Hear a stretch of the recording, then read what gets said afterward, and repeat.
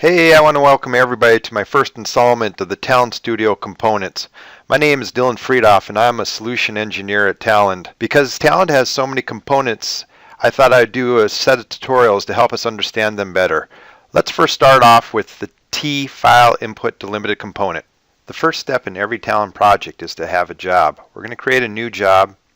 We're going to give it a name of flat file input. And this is going to give us the template that we need to create our data input.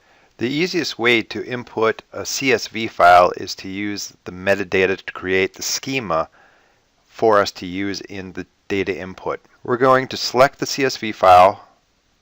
It's going to bring back the columns. We're going to use the first row as our schema for our data component.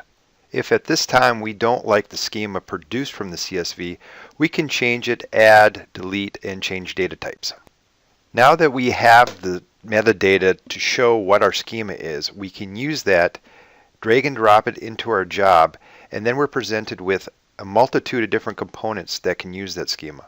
We're going to use the tFileDelimited input and use a feature only found in the Talend Commercial Studio to preview the data for it.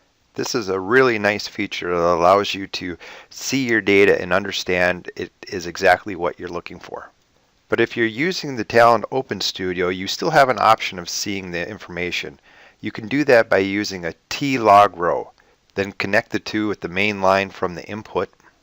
And once we select on the log row, we can go down and see the components for it.